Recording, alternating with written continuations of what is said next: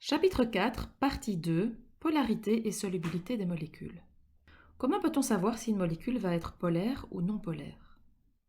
Une molécule polaire présente un dipôle, c'est-à-dire un côté positif et un côté négatif.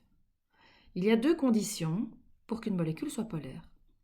Tout d'abord, la molécule doit avoir des liaisons covalentes polarisées et de ce fait avoir des charges partielles.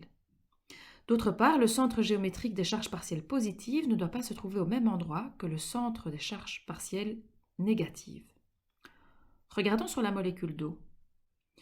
Le centre des charges partielles positives se trouve entre les deux hydrogènes. Le centre des charges partielles négatives se trouve au niveau de l'oxygène. L'eau présente donc un dipôle puisqu'elle a un côté positif et un côté négatif.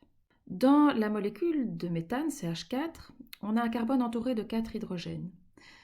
On a une forme tétraédrique de la molécule et les hydrogènes ont une charge partielle positive alors que le carbone a 4 charges partielles négatives. Le centre géométrique des charges positives est donc au centre, c'est-à-dire au niveau du carbone, qui est là aussi où se trouve la charge négative. La molécule est donc non polaire. Dans le CH3Cl, le chlore est très électronégatif et attire beaucoup les électrons.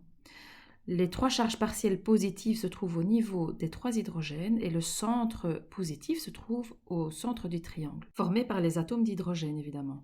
Et le centre des charges négatives se trouve entre le carbone et le chlore. On a donc un dipôle et la molécule est polaire. Intéressons-nous à la solubilité des composés ioniques dans l'eau.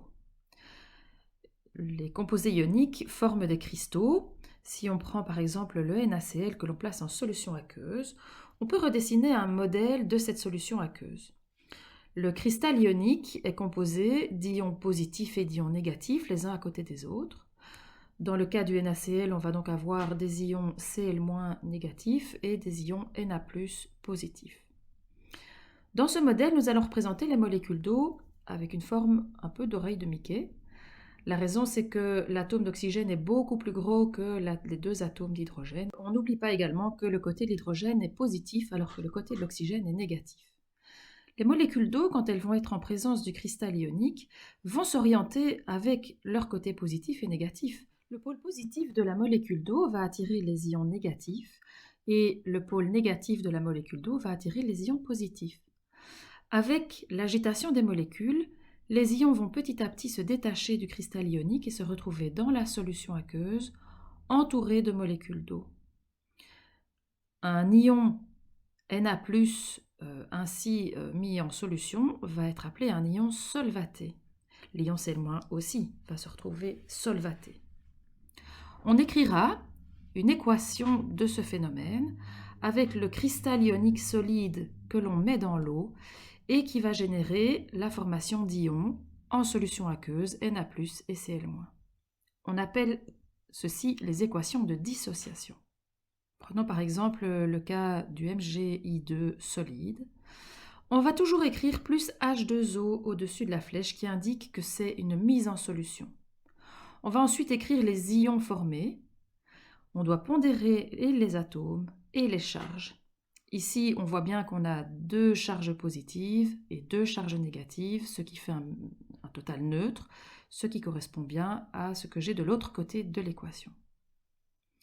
Pour le CaCO3, on met bien H2O au-dessus de la flèche. Le calcium est dans la deuxième colonne du tableau périodique, c'est donc un ion 2 fois positif, et le CO3- est un groupement de valence 2, 2 fois négatif. Pour le NaOH, on fait la même chose, Na+ et OH-.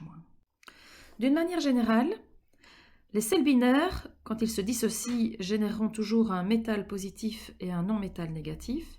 Les sels ternaires, un métal positif et un groupement négatif. Et les hydroxydes, un métal positif et OH- négatif. Enfin, pour terminer, retenons que les composés ioniques et les composés covalents polaires sont très solubles dans l'eau, alors que les composés covalents non polaires sont très peu solubles dans l'eau.